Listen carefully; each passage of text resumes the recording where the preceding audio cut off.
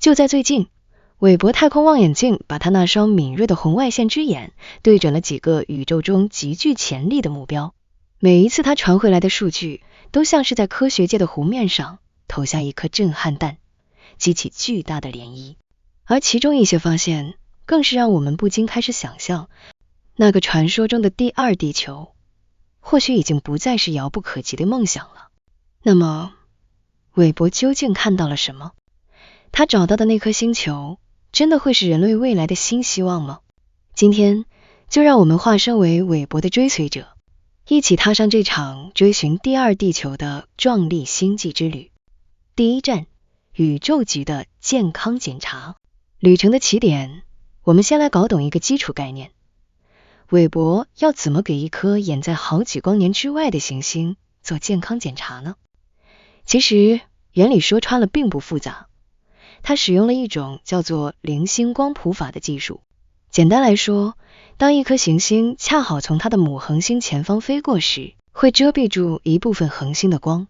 这时，如果这颗行星拥有包围着它的大气层，那么就会有一小部分恒星的光在穿透这层大气后才抵达韦伯的镜头。你可以把这束光想象成一位穿越国境的信使，他在穿越行星大气时，大气层里的不同气体分子，像是水蒸气、二氧化碳、甲烷等等，会各自扣押下属于它们特定颜色的光。我们平常看到的阳光是七彩的，韦伯接收到的星光本来也是一个连续的光谱，但被大气扣押掉一部分后，光谱上就会出现一道道独特的暗线，就像商品的条码一样。科学家的任务就是像专业的解码员，仔细分析这个条码。只要解读出这些暗线的分布，就能反推出这颗行星的大气层里究竟含有什么成分。这个技术可以说是寻找外星生命的王牌工具。牛刀小试，证明实力。在韦伯望远镜正式上工之前，天文学家们虽然已经发现了许多系外行星，但对于它们的大气成分几乎可以说是一无所知。韦伯一出手，就立刻带给我们巨大的惊喜。他首先小试牛刀，瞄准了一颗名为 YSP39b 的系外行星。这颗行星距离我们700光年，是一个温度高达摄氏900度的巨大气态行星，被称为热土星。显然不是我们心目中的第二地球。然而，韦伯在这颗行星的大气层中首次明确探测到了二氧化碳的存在。这个发现的意义非常重大，这就像你发明了一款全新的探矿设备，虽然第一次出任务只是在路边找到了一块普通的铁矿石，但它证明了你的设备性能卓越，真的能挖到宝。在 WASP39b 上成功找到二氧化碳，等于是向全世界宣告，韦伯这套行星大气分析系统已经完全准备好了，可以向更艰难、更令人期待的目标前进。孪生姐妹的谜题 LHS475b。 很快的，韦伯就将目光投向了那些更小、更像地球的岩石行星。2023年1月，美国航太总署公布了一个振奋人心的消息，韦伯发现了他的第一颗地球大小的系外行星，命名为 LHS475b。 这颗行星距离我们只有41光年，在宇宙的尺度上简直就像是我们的邻居。它的直径是地球的 99%， 可以说是和地球拥有双胞胎身材。这是一个巨大的跃进，因为这代表韦伯有能力去研究那些和我们地球差不多大小的岩石世界。但是 LHS475b 真的是第二地球吗？很遗憾，初步的分析指向了否定的答案。它比地球更热，科学家们正在努力确定它到底有没有大气层。目前的数据显示，它不太可能拥有像地球这样以氮气为主的浓厚大气。虽然不能完全排除它存在一个纯二氧化碳大气的可能性，但这颗星球的表面温度太高了，即使有水，也无妨以液态形式存在。因此 LHS475b 更像是地球的孪生姐妹金星，而不是我们熟悉的地球。尽管如此，这个发现依然为韦伯后续的观测打开了一扇重要的大门。希望的水世界 LHS 1140b。韦伯的探索没有停止，他的下一个目标让人们看到了更大的希望。这次他对准的是一颗叫做 LHS 1140b 的行星。这颗行星距离我们大约48光年，质量是地球的6倍多，是一颗超级地球。在它刚被发现时，科学家们原本认为它可能是一颗迷你海王星，也就是一颗气态行星。如果真是这样，那它孕育生命的可能性就微乎其微了。然而，韦伯的最新观测数据几乎完全颠覆了之前的认知。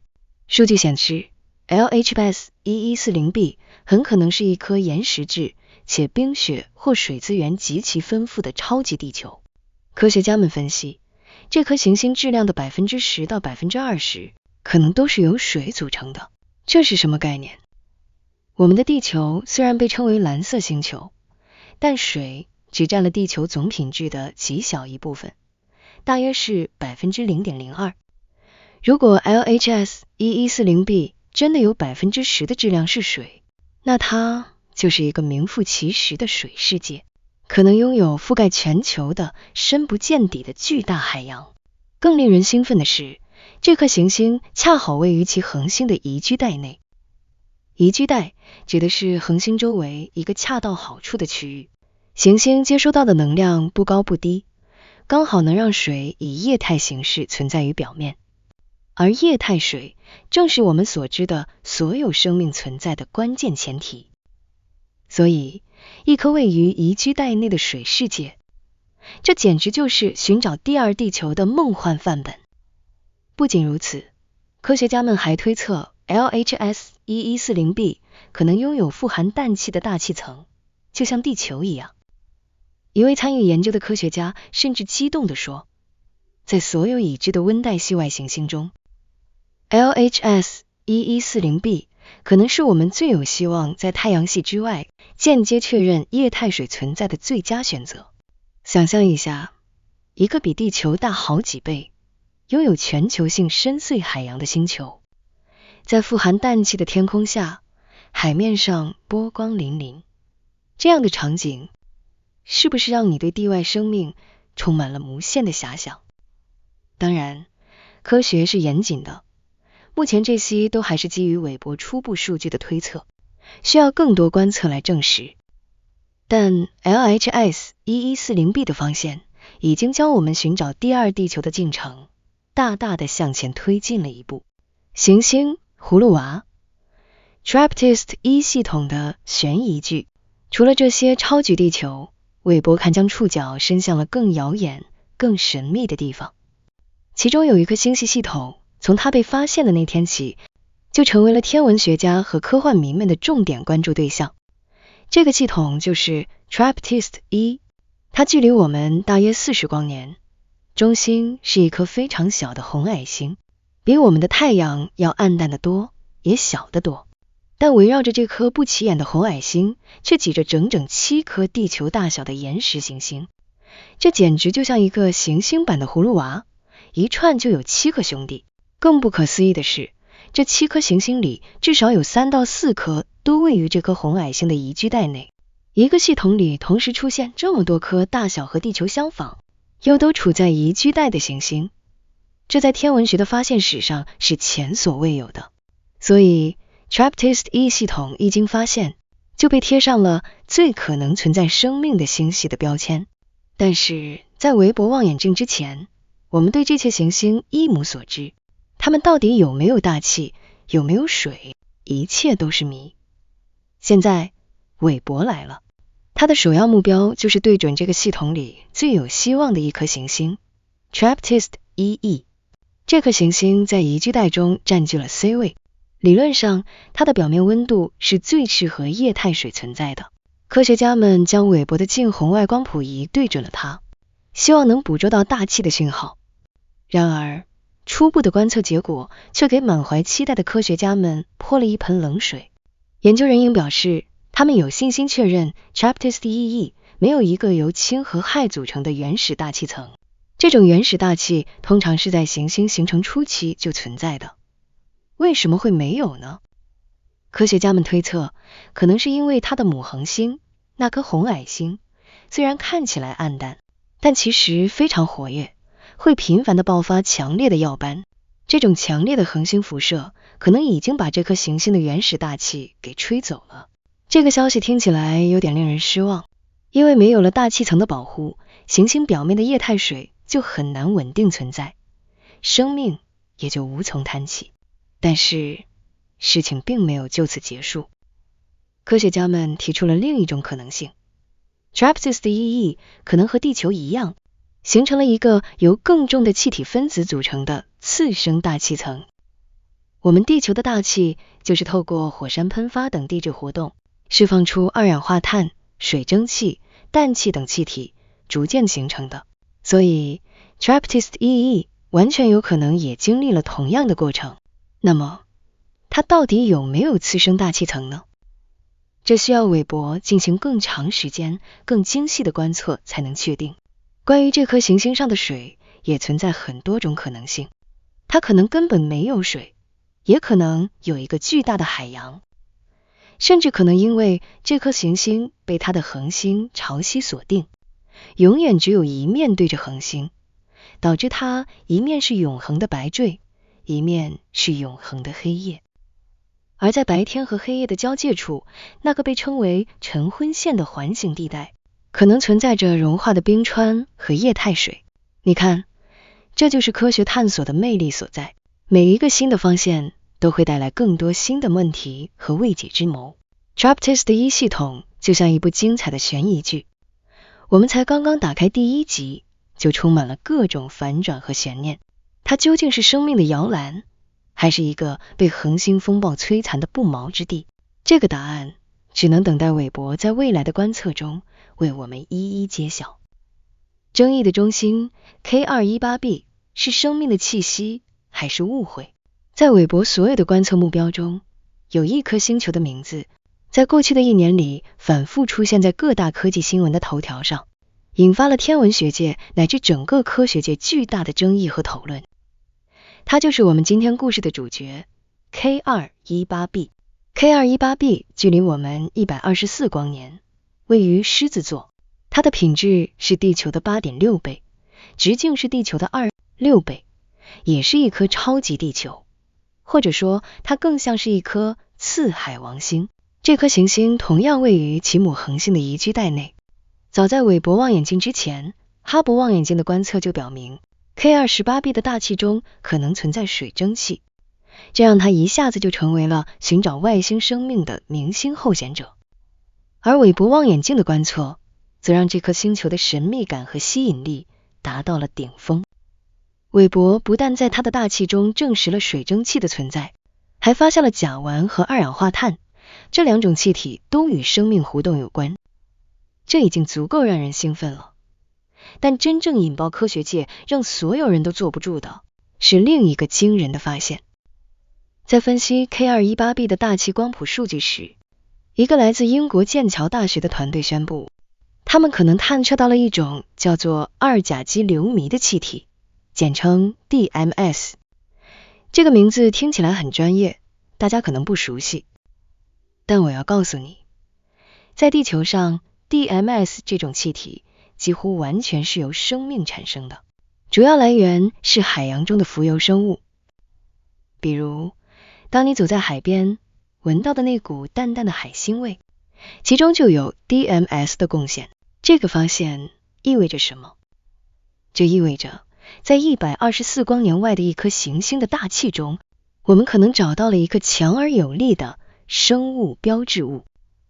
所谓生物标志物，就是一种能够强烈指示生命存在的化学物质。在地球上 ，DMS 就是一个非常明确的生物标志物。如果在 K218b 的大气中真的存在大量的 DMS， 那么最直接、最简单的解释就是，这颗星球的表面可能有一个巨大的海洋，并且海洋里充满了类似于浮游植物的微生物。这个消息一出，全世界都沸腾了。难道我们真的找到了外星生命存在的证据？难道在 K218b 那被云层覆盖的表面之下，真的有一个生机勃勃的外星海洋。这简直就是人类探索宇宙几百年来最重大的发现，没有之一。然而，就在人们的兴奋情绪达到顶点的时候，质疑的声音也随之而来了。科学永远是在肯定与否定，在证实与证伪的道路上曲折前进的。对于 K218b 的 DMS 讯号，很多其他的科学家团队提出了不同的看法。有研究指出，韦伯望远镜探测到的那个讯号非常微弱，可能只是数据的噪音，也就是说根本没有 DMS。 还有的团队认为，即使那个讯号是真实的，也可能不是 DMS， 而是一种叫做丙炔的非生物气体造成的。这种气体同样能解释观测到的数据，甚至拟合得更好。更重要的是，关于 K218b 本身到底是一颗什么样的行星，也存在着巨大的争议。最初发现 DMS 的团队建立了一个模型，认为它可能是一颗拥有全球性海洋的 Hyson 世界，也就是氢气海洋世界。这种行星被液态水海洋覆盖，并且拥有富含氢气的大气层，理论上非常适合微生物生存。但是后续的研究对这个模型提出了挑战。有科学家认为，支持这个结论的二氧化碳讯号并不显著， K218b 更有可能是一颗没有实体表面的气态行星，就像一个迷你版的海王星。如果是这样，那它就不存在所谓的表面海洋，生命也就无从谈起了。一时间，围绕着 K218b 的争议变得异常激烈。它究竟是生命的绿洲，还是一个冰冷的气态世界？那个神秘的 DMS 讯号究竟是外星微生物的呼吸，还是我们解读数据时的一场误会？德国马克思普朗克天文研究所的学者甚至直言不讳地批评说，现有的证据还远远没有达到能够支持生命存在的标准。这场科学界的大辩论直到今天也还没有结束。科学家们正在分析韦伯望远镜对 K218b 进行的后续观测数据，希望能从中找到更确切的答案。但无论结果如何， K218b 的案例都极具启发性。它让我们看到了寻找地外生命是何等的困难和复杂。每一个微弱的讯号都需要经过反复的验证和推敲，同时它也让我们真实地感受到，我们距离那个终极答案可能真的只有一步之遥。也许下一次韦伯传回的数据就能为这场世纪之争画上一个句号。家门口的邻居，半人马座 Alpha 星的惊喜。K218b 的争议让我们意识到，寻找第二地球的过程可能并不会一帆风顺。但韦伯的探索范围远不止于此，他甚至将目光投向了我们太阳系家门口最近的邻居，半人马座 Alpha 星系统。半人马座 Alpha 星系统距离我们只有 4.3 光年，是距离太阳系最近的恒星系统。它是一个三星系统，由3颗恒星组成，其中一颗叫做比邻星的红矮星，我们已经确认它拥有一颗叫做比邻星 B 的行星。这颗行星也被很多人称为地球的第二个双胞胎，关于它是否宜居的讨论也很多。但韦伯这次的目标是这个系统里更大的一颗恒星，半人马座 Alpha 星 A。 这颗恒星的大小、亮度和年龄都和我们的太阳非常相似。在一颗和太阳如此相像的恒星周围，会不会也藏着一颗和地球类似的行星呢？这是天文学家们几十年来一直想要回答的问题。然而，要在一颗如此明亮的恒星身边找到一颗小小的行星，难度极大。这就像你要在探照灯的光芒里找到一只飞舞的萤火虫。但是，韦伯强大的红外线观测能力，加上一种可以遮挡恒星强光的特殊仪器日冕仪，让这个不可能的任务变成了可能。就在不久前，一个研究团队宣布，他们利用韦伯望远镜在半人马座 Alpha 星 A 的宜居带内发现了一个可能的行星讯号。如果这个发现得到证实，那将是系外行星探测领域的又一个重大突破。这将是我们在距离地球最近和太阳最像的恒星的宜居带里找到的第1颗行星。不过大家先别急着欢呼，根据初步的数据分析，这颗候选行星可能是一颗气态巨行星，品质和土星差不多，大小接近木星。在这样一个庞然大物的引力绕动下，它的宜居带内是否还能允许一颗像地球这样的小型岩石行星稳定存在，就是一个很大的未知数了。而且这个讯号的真实性也还需要进一步的验证。研究团队计划在2026年再次对这个系统进行观测，来最终确认这颗行星是否存在。尽管还存在着很多不确定性，但这个发现本身就已经足够令人振奋。它证明了韦伯有能力在离我们最近的恒星系统里直接看到行星的踪迹，这为我们未来更深入的探索这个邻居家的秘密铺平了道路。结语：伟大探索的见证人。韦伯望远镜的每一次观测都在不断刷新我们对宇宙的认知，从遥远的水世界到充满争议的生命候选者，再到我们家门口的神秘邻居，它为我们展现了一个远比我们想象的更加多样也更加复杂的行星世界。那么回到我们最初的那个问题，韦伯望远镜找到的这些星球，它会是第2地球吗？从目前所有的证据来看，我们还不能给出一个确切的是或否的答案。我们找到了和地球身材相似的 LHS-475b， 但它可能太热了。我们找到了可能拥有全球海洋的 LHS-1140b， 但还需要确认它的大气成分。我们可能在 K218b 上闻到了生命的气息，但这个信号的真实性却饱受争议。我们在最近的邻居家门口似乎看到了一个巨人的身影，但还不确定它到底是真实存在还是一个幻影。这一切都像是一部正在上演的最顶级的悬疑大片。韦伯望远镜就是那个主角，它正在一层一层地揭开宇宙的谜底，而我们就是坐在荧幕前的观众。每一次线索的出现都让我们心跳加速。但我想说的是，即使我们明天就确认了这些星球都不是我们想象中的第2地球，这也绝不意味着失败。恰恰相反，这可能是一个更重要的发现。它会告诉我们，像地球这样一个拥有稳定的大气层、广阔的液态海洋、合适的温度，以及一个巨大的卫星来稳定自转轴的星球，在宇宙中是何等的稀有和珍贵。我们寻找第2地球的过程，其实也是一个重新认识地球、重新认识我们自身的过程。每一次当我们把目光投向遥远的星辰，每一次当我们为那些可能存在生命的星球而激动不已的时候，我们都应该回过头来，看看我们脚下的这颗星球。是它孕育了我们，也孕育了我们仰望星空的梦想。韦伯望远镜的旅程才刚刚开始，它被设计用来工作20年以上，在未来的岁月里，它还会带给我们更多颠覆性的发现。也许真正的第2地球就在下一个观测目标里，也许关于地外生命的证据就隐藏在下一组传回地球的光谱数据中。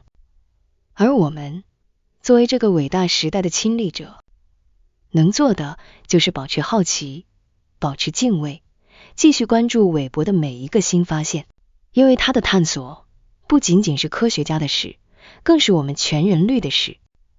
它关乎我们从哪里来，我们在宇宙中的位置，以及我们将要到哪里去，这些最根本的哲学问题。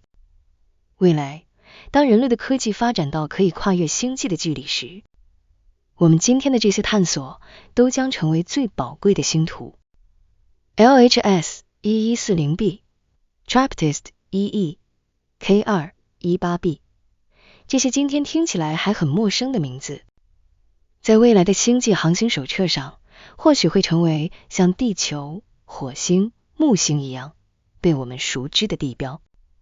那个时候，当我们的后代站在另一颗星球的土地上，回望地球的方向时，他们一定会记起，在21世纪的初期，曾经有一台叫做韦伯的望远镜，是它第一次为人类掀开了通往第二地球的神秘面纱。而今天正在阅读这篇文章的你和我，都是这个伟大探索史的见证人。我是费米盲区，我们下期再见。